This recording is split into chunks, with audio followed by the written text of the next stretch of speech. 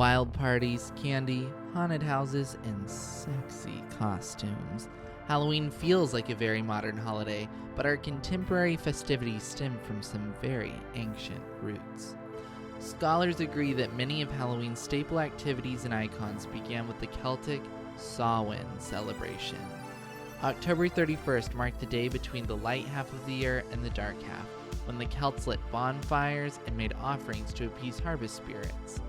On this day, the window between our world and the worlds of the supernatural and dead opened, and many malicious pranksters, whether fairies, ghosts, or monsters of many breeds, would roam the earth freely.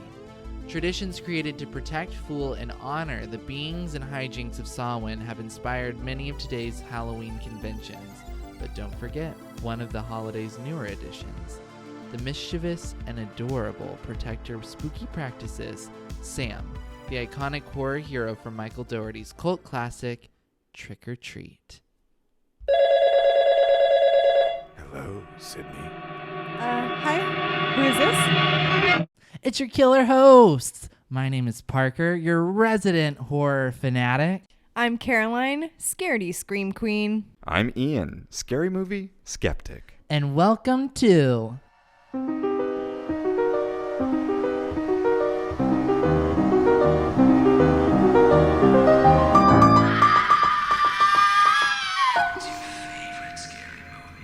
What's Your Favorite Scary Movie is a horror film podcast where we're on a journey to find our favorite scary movie one at a time. Whether you hate them or love them, join us and discover yours. Spoilers ahead, so plan your movie screening every weekend before the episode release.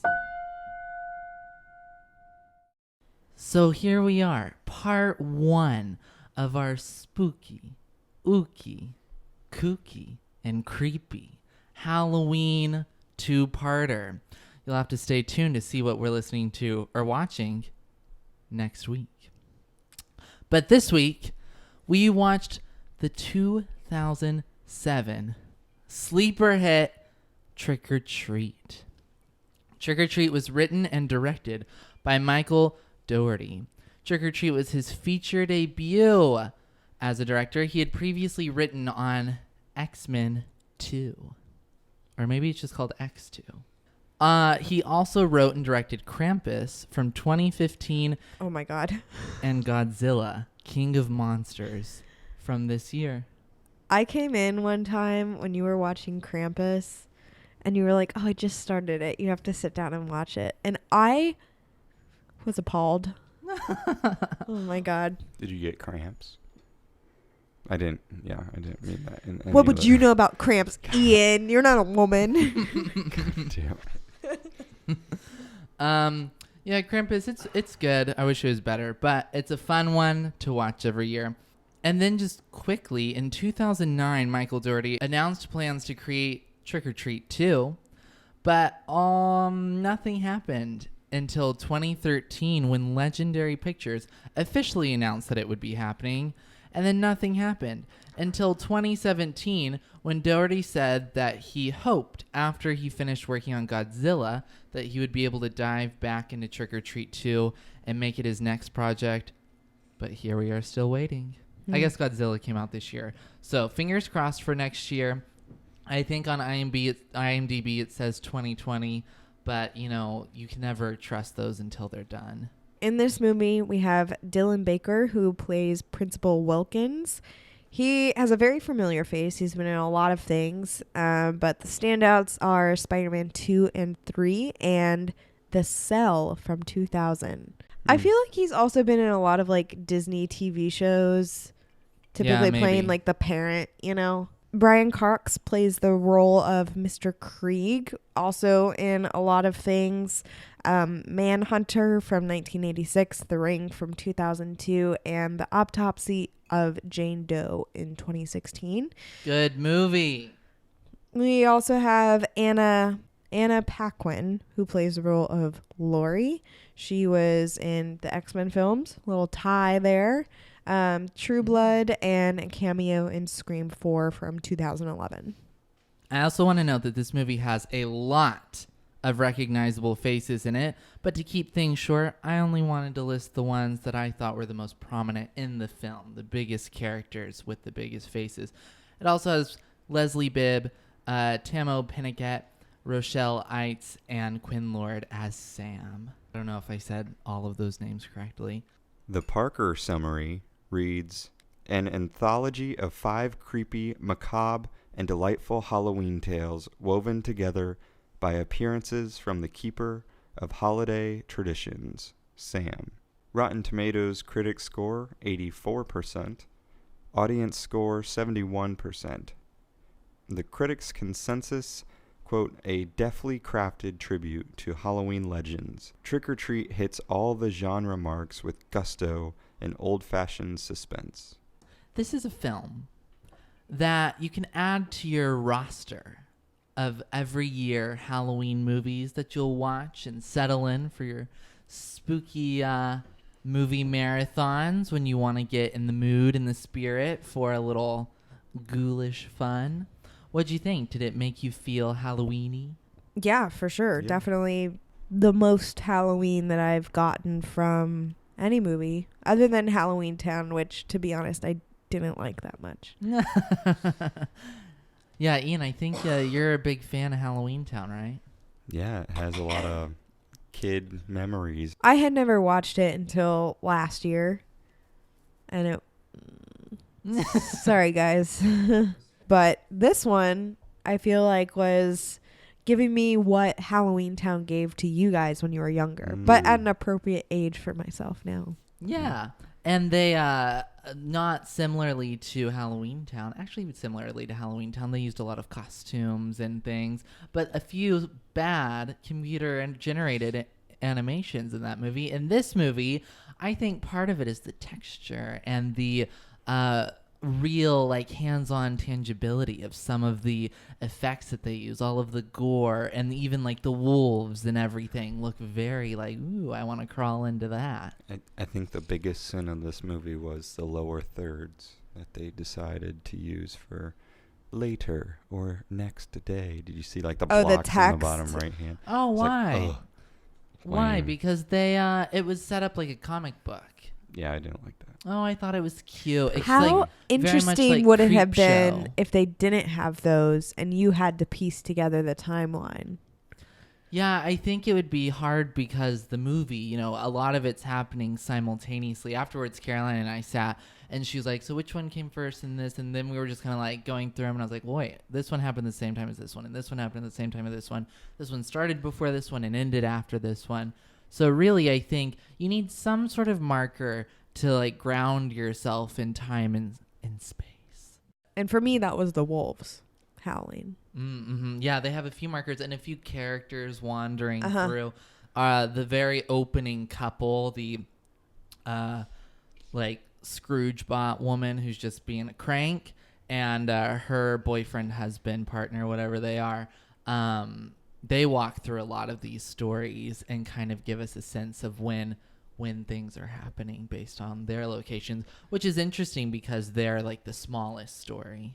So I take it you both sound pretty positive on the experience overall. Any main thoughts to share? Anything specifically that stuck out to you and worked and made it better? Anything that stuck out and made it worse? Or I feel like they kept mentioning the history of Halloween. Like, some characters really got it. Some were like disregarding it.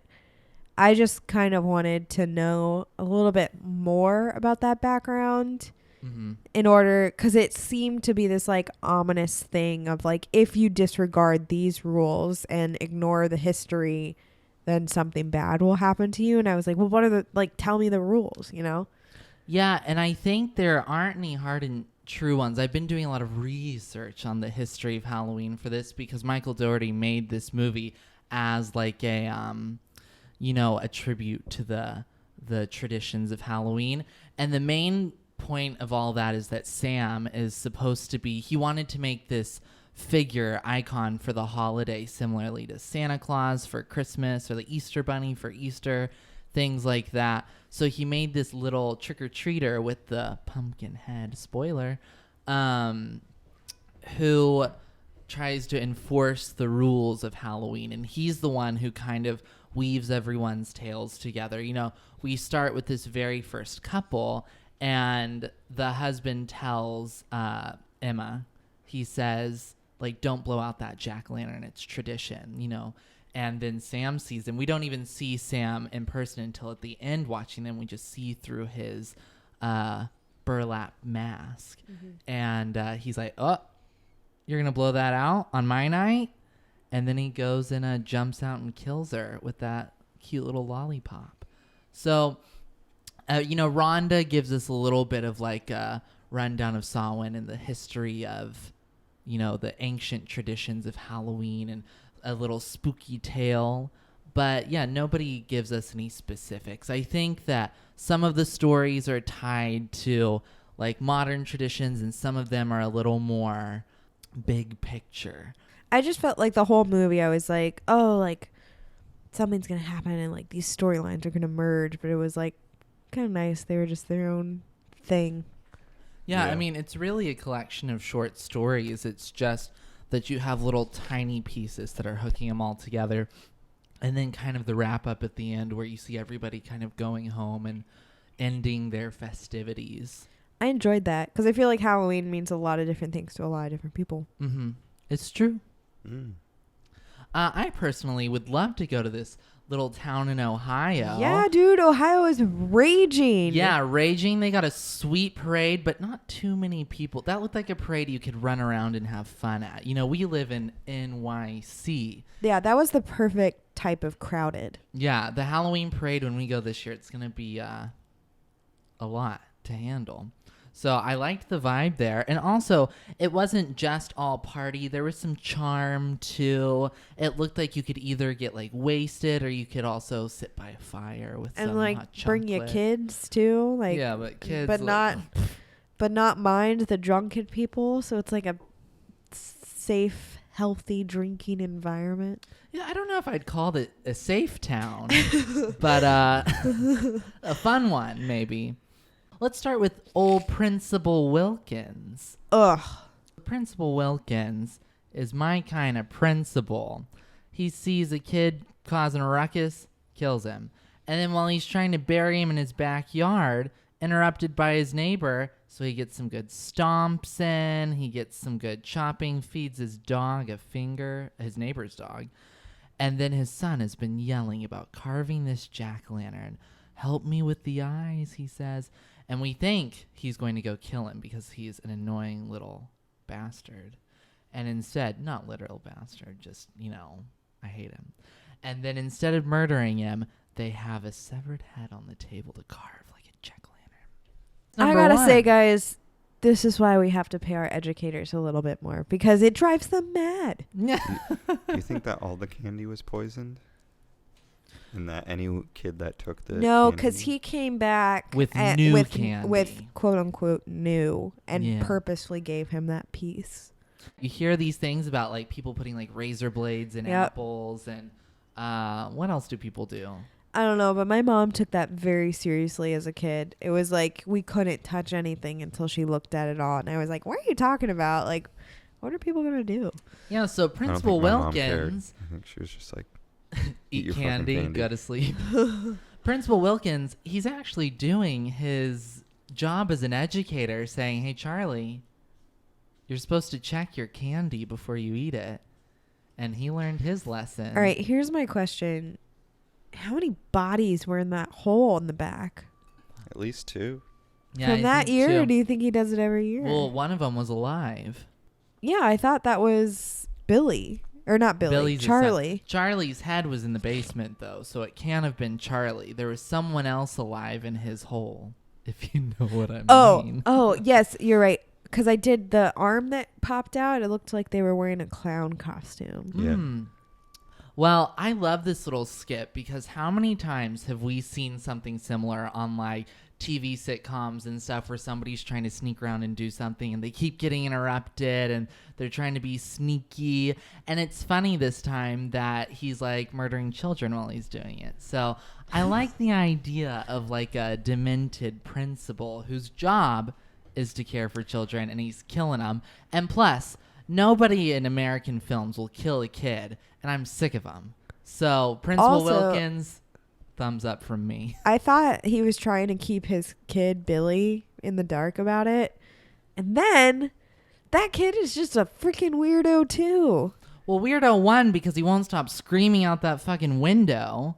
And then 2, yeah. He's like into it. Help me with the nature or eyes. nurture?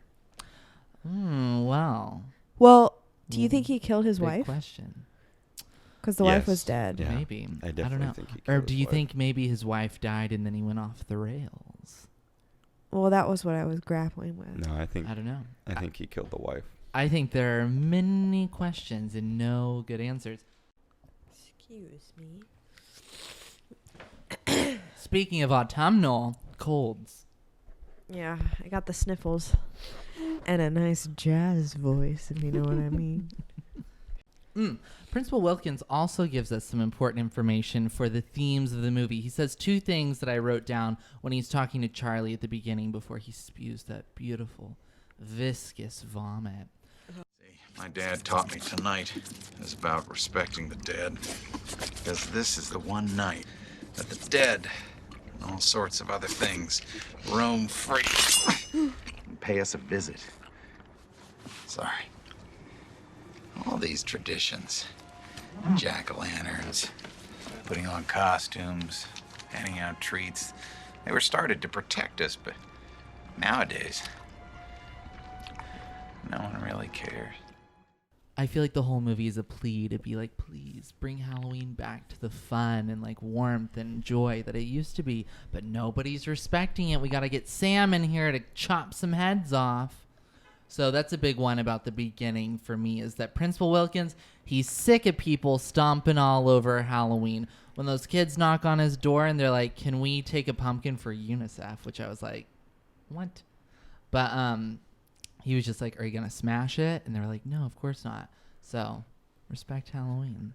Is this the only storyline that doesn't have Sam involved? Sam goes trick-or-treats at Principal Wilkins' door behind the 3 children. So not like an active... I think it's role. because he's so well at being terrible. Yeah, Principal Wilkins is in tune with Halloween. It's true. So Sam takes his candy and he gets out. I mean, Principal Wilkins is dragging a body through his house and still stops to give kids candy. That's a man who's committed to tradition. Why don't we talk about our little... The ladies. The ladies. We are the muses. You go, girl. So we're introduced to them in great scary movie fashion, birds. squeezing their lovely bodies into these little costumes, which I love their costumes. You know, I would like to squeeze into one of those one time. That could Caroline. happen. I That we didn't- could do that. I didn't see that storyline. No. I didn't see that. I at didn't all. either, especially because we've been trained by our great headmaster, horror film fanatic connoisseur. Me or Principal Wilkins? You Oh, to I was like, say, headmaster. I mean, we are presented with these 4 promiscuous ladies who are clearly, you know, No shame, though. yeah, no shame whatsoever. But I've been taught from all of these scary movies that they are like the first to go, that In start trouble. the bad. Yeah. But total power play here. Mm-hmm. Love it. And I was thinking when things were starting to move along in the plot line, I was like, oh my God, are they sirens? They kind of were. Yeah. They're getting dressed for a fun night out, and we have a lot of really fun virginity talk. We think that Lori, played by Anna Paquin, dressed as Little Red Riding Hood, is being pressured by her sister and her sister's friends to have sex tonight. And we keep hearing these things like, she wants it to be special. It's my first time, so just bear with me. Turns out there are a couple of werewolves, and it's her first Halloween ripping into a man, if you know what I mean. A man that is Principal Wilkins. Yes, so full circle on that. And Principal Wilkins up to some shenanigans out at this parade, biting into a woman's neck with fake vampire fangs. Wait, that's Principal Wilkins? Yeah. Yes. Oh, I never knew that. Do you think he's like a cannibal? I never put that together. Maybe. Yeah, when they take his mask off, it is him. Like, do you think that is why didn't recognize he's doing all of that? I don't know. My thought was he bites into this woman. They're like making out, getting pretty hot and heavy. And then she sees blood on her and is like, can you be so drunk that you just wouldn't realize that you were like gushing blood all over the place? I don't know. That's a little comical I don't know. to me. And then Helen Shivers she runs out to the parade, but he gets her. And nobody, grumpy Emma, robot lady, won't help her because she's like, she's just drunk.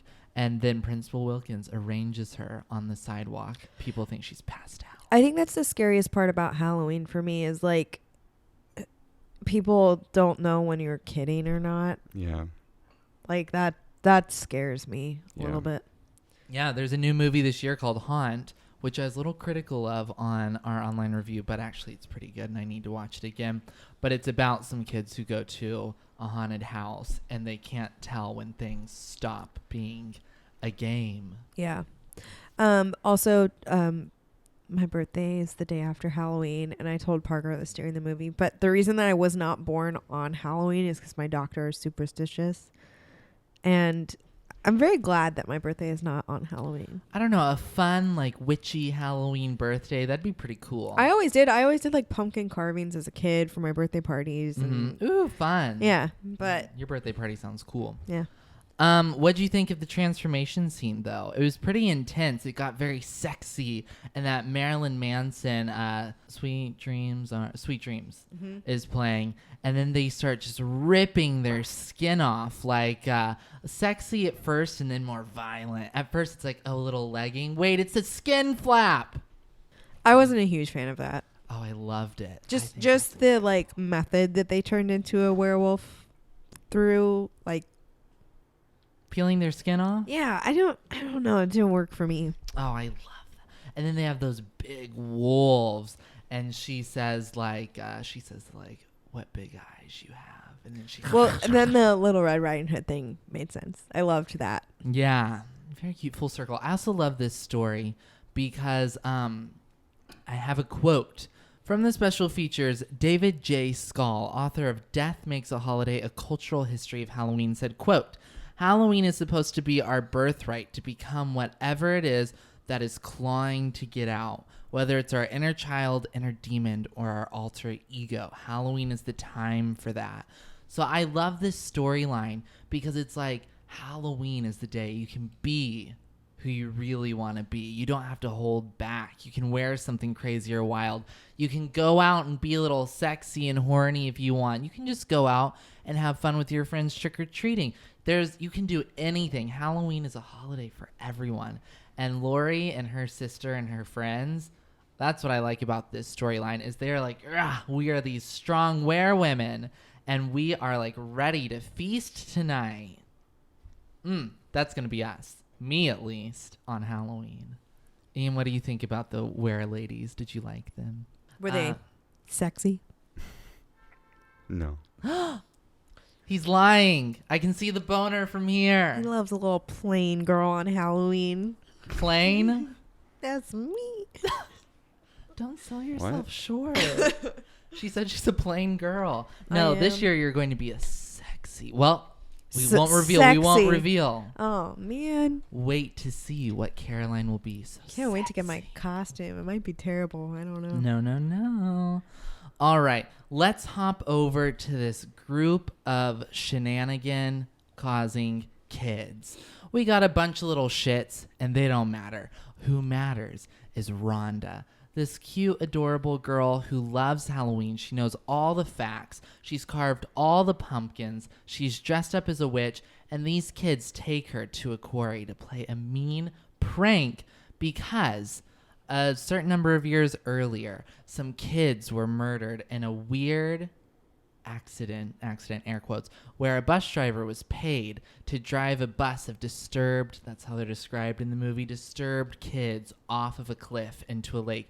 They take her there to prank her, and instead, they're the ones getting tricked tonight. And Rhonda's the one who makes it out. Rhonda, super cute. Rhonda. Well, here's the thing. I don't know if he was paid to drive it off the cliff because that happened by accident. It happened by accident. What was but the original plan? I think the plan was to kill them because He was probably going to leave the bus. Yeah, the girl in the angel costume, I didn't care to write her name down because she's a little shit. But she says that the children were sick of having, or the parents were sick of their dirty little secrets, and they were willing to gather some money to be rid of them. So I think the plan was to kill them, and he was giving them candy to calm them down because they knew they weren't going the right way to get to school. And then that little vampire kid drives off the cliffs. I actually felt a little stir of tears within me when those kids were going off the cliff. It was really sad. Yeah. Well, he kept saying, he was like, wrong way, wrong way. Yeah, and he's like, I just want to go home. People, they're not nice. Anyway, the kids were really mean. They played this horrible joke on her. Yeah, Rhonda, she question, just needs little love. Rhonda came out of a house that looked very similar to Mr. Krieg's house when we get there. She is not related to Mr. Krieg, but a fun fact about Rhonda's house is that it was sketched and designed to look like Carrie White's house from Carrie at the end when she goes back home from the prom with the candles in the window. Yeah, I think this story has the most emotional pull for me because I love Rhonda and I love those kids in the bus. They're so sad, and they everybody ends up getting their revenge, their justice. Do you think there's something either intentional or symbolic of the group of kids bringing Rhonda with them when Rhonda herself is supposedly slow or she's described as a savant? Yeah, but paralleling that with the children. Yeah, I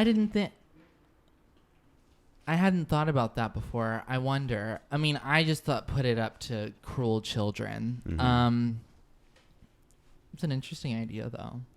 But also, I mean, the kids that were in the bus show up later on as well. Like, do you think they come out every Halloween to play, or do you think that the kids, summoned them? I also wonder if Rhonda had not gotten into the elevator, do you think they would have spared her? I don't know.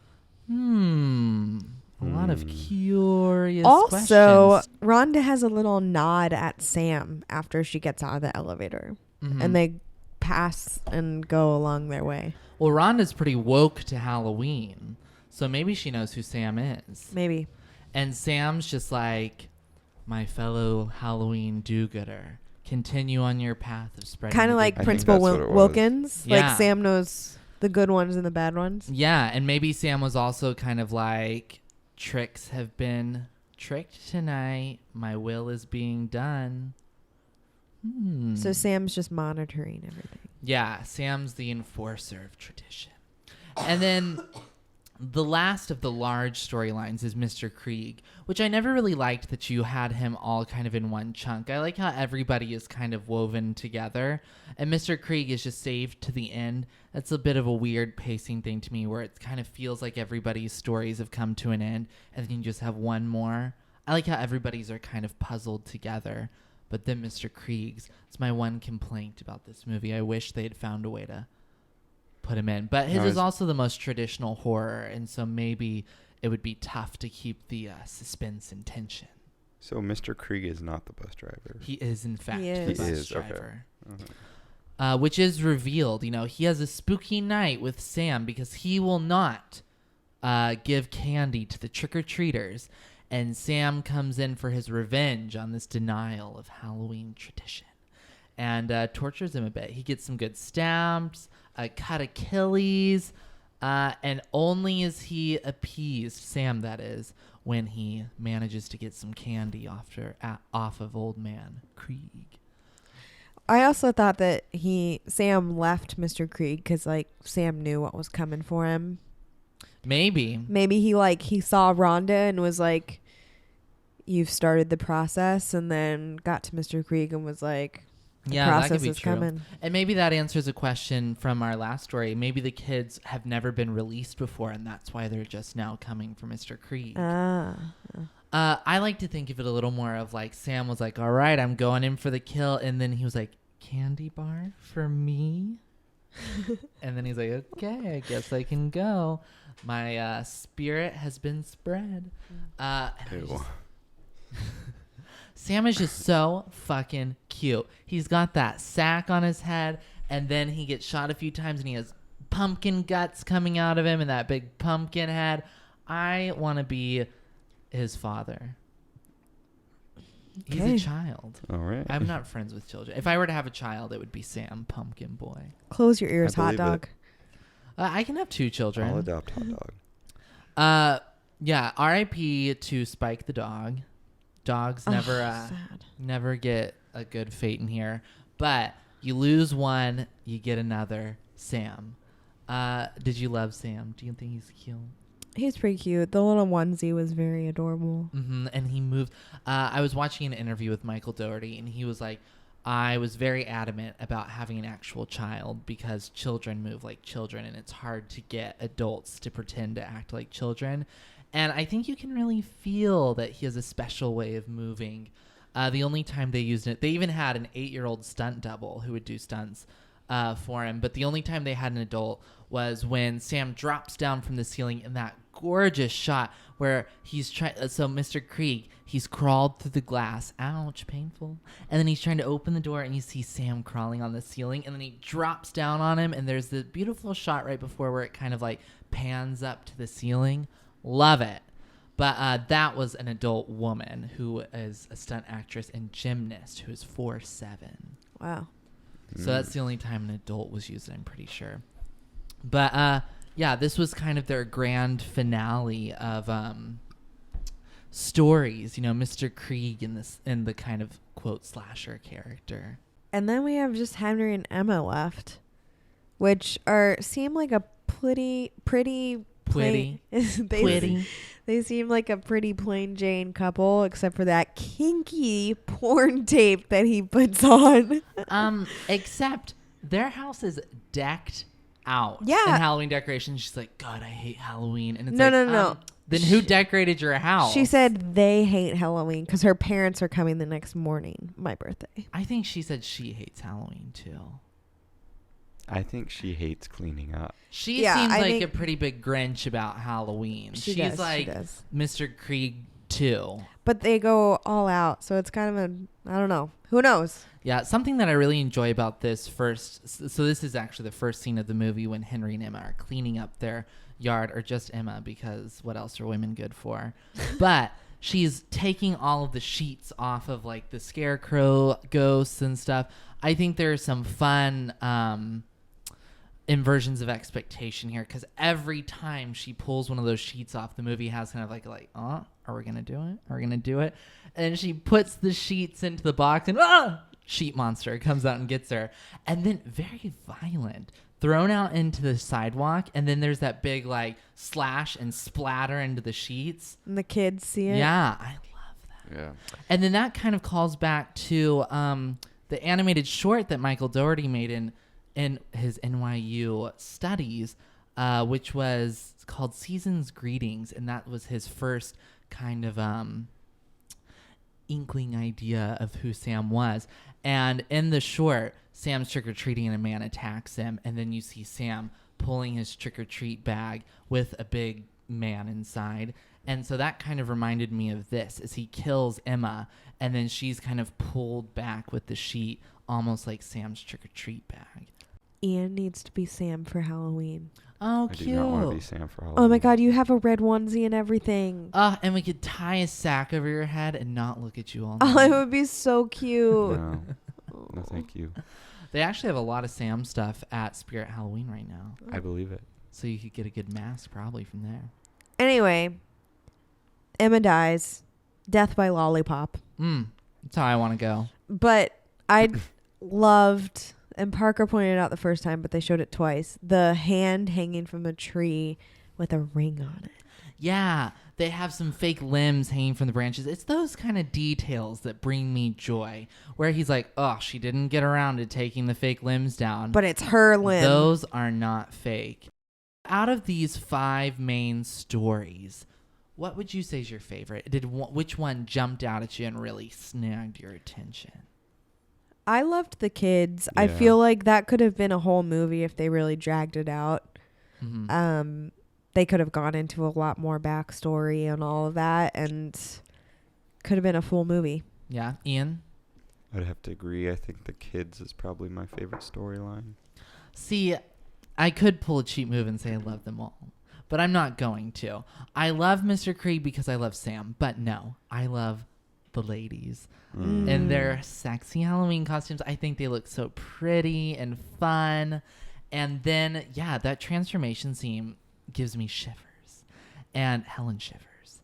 And yeah, I love when they start ripping the skin. And the very first time the fingernail drags down that woman's back and blood pours out and you're like, ew. And then her back just like open. Do you know what her tattoo says? I didn't. Oh. Did Me you? either. No. No, I was trying to read it the whole time. Well, I love that. So like I said, Trick or Treat was made as a tribute to Halloween traditions. And in the intro, I said that it's based off of this Celtic celebration of Samhain, which is when the light half of the year turns into the dark half of the year. And they light big bonfires to appease and celebrate the harvest, the spirits.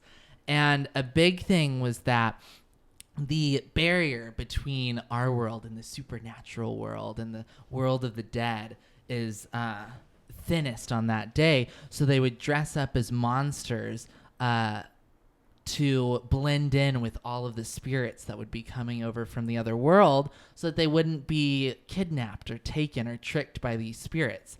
That's kind of the biggest Halloween pull from that one. There are many others, like they would carve turnips and light them like jack-o'-lanterns. But then when Europeans moved to America where pumpkins are native, they changed to pumpkins so that there's a little more space to do some carving. A few other fun ones are Americans' lack of skill. Yeah. Another fun one is that, so there are 2 theorized origins of trick-or-treating. One is that in a medieval Christian tradition, as Christianity began sweeping Europe, Pope Gregory moved the Catholic tradition of All Saints' Day from spring to November 1st to try and cover up Samhain, the pagan traditional holiday. And that means the 31st became the eve of All Saints' Day, or All Hallows' Eve, which became Halloween. Part of All Saints' Day was that they would pray for the spirits that were trapped in purgatory to see if they could be released into heaven. And so homeless people or beggars would go door to door asking for soul cakes, which people in the houses would give to them in exchange for them saying prayers for the souls trapped in purgatory. That's one idea for where trick-or-treating started. Another one that I read, and I'll put all of the sources for this research in the notes for this episode, because there's a lot of interesting stuff you can read on these traditions, and there's a lot of different ancient traditions that have been kind of smushed into what we have today. So historians kind of go back and forth on, it could have been this or that or this or that. There's a really cool urban legend about jack-o'-lanterns too, so there's some dispute over where that one came from as well.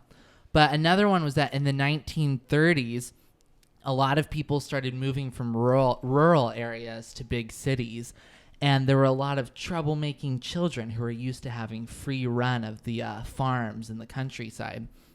They started causing a lot of trouble, and not just fun, like trick-or-treat Halloween trouble. They were like smashing windows and throwing large objects in front of trains to make them crash and things like that. So there was a big town committee that formed to try and problem solve. And what they came up with were like house-to-house parties, kind of like a party crawl, but for like kids to go from house to house and celebrate and get candy.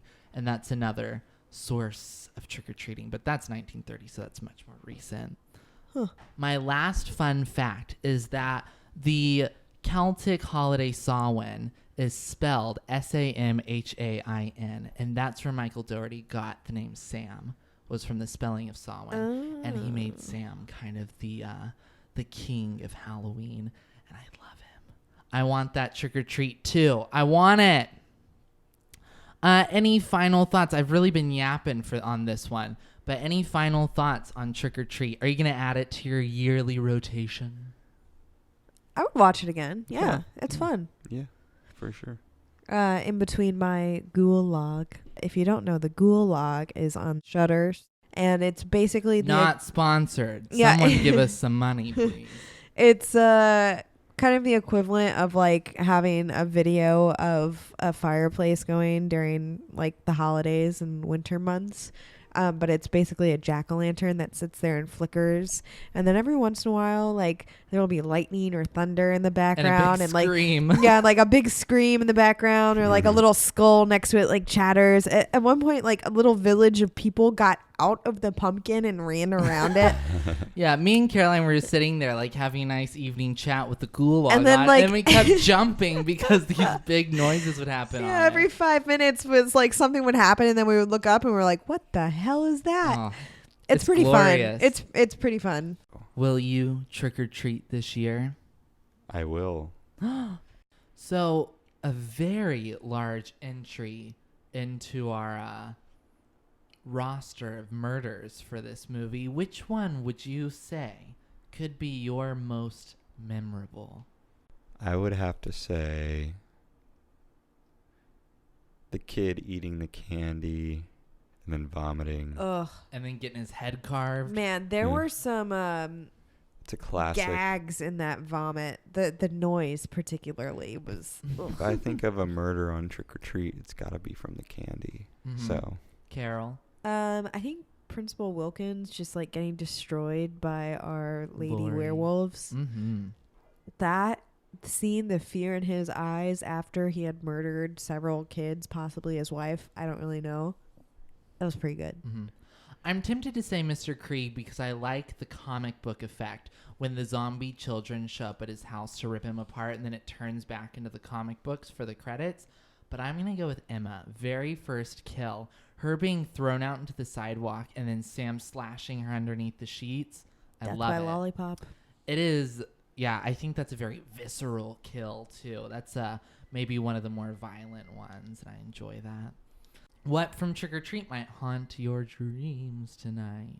I'm going to say what Caroline was saying earlier about being stuck in a crowd with no one to help you and not understanding what you're going through.